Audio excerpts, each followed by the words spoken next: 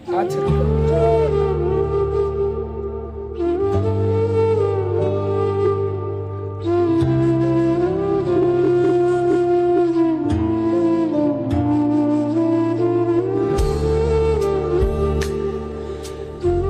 আসসালামু নমস্কার। আমরা 9 নম্বর গৌরী অঞ্চলে অনন্তপুরে রয়েছি। এখন বন্যা কবলিত এলাকা। সত্যি আমরা 1.5 কিলোমিটার দূর থেকে এই নৌকায় চড়ে তারপরে আমরা খবর কভারেজ করার জন্য আসছি।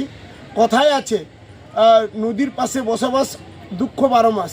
সত্যি ভোট আসে ভোট যায়, কিন্তু এই সাধারণ মানুষের কষ্টের কথা আর দূর করতে কেউ পারে না। ঘাট আছে, কথায় আছে রাস্তাঘাট কিছু নেই, কিন্তু এখানে ঘাট রয়েছে, রাস্তা নেই।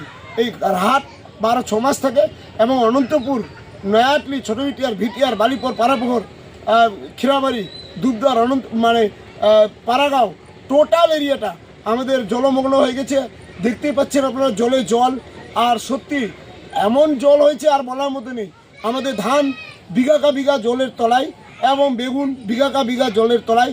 যারা দিল্লি, বোম্বাই, সারামপুরে রয়েছে, ভাই তোমরা চিন্তা করো না, আমরা তোমাদের ফ্যামিলির পাশে রয়েছি এবং থাকবো।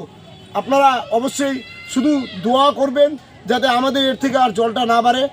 এই জলটা যদি এর থেকে বেশি না বাড়ে, কিছু কিছু জিনিসপত্র হয়তো আমাদের বেঁচে যাবে। আপনারা দেখতে পাচ্ছেন গ্রাম বাংলার কষ্টকথা ফেসবুক পেজে যে অনেকগুলো বাড়ি যারা নদীর ওই পারে পড়ে গেছে, তাদের জলমগ্ন অবস্থা। কারো বাড়িতে আপনার বারান্দায় জল ঢুকে গেছে। তাদের যদি এই পারে আসতে হয়, শুধু একটাই উপায়, নৌকা কিংবা কলা গাছের ভেলা। আর কোনো তাদের কাছে উপস্থিত বুদ্ধি নেই। তাই আমরা আজকে তুলে দিলাম আমাদের ফেসবুক পেজে। হ্যাঁ, সত্যি পাড়াগাঁও, খিরাবাড়ি এবং অনন্তপুর এবং কালীতলা, আলিপুর, বালিরচর, এগুলা গ্রামের একদম বেহাল অবস্থা। তাও আমাদের ভিতরের দিকে আমরা গাড়ি ঘোড়া পেয়ে যাই, কিন্তু এদের রাত্রে কোনো সমস্যা হলে একমাত্র উপায় নৌকা। নৌকা ছাড়া কিছু উপায় নেই। কোনো পেশেন্টকে যদি নিয়ে যায় হসপিটালে, তাও নিয়ে যেতে পারবে না, একমাত্র উপায়ই নৌকা।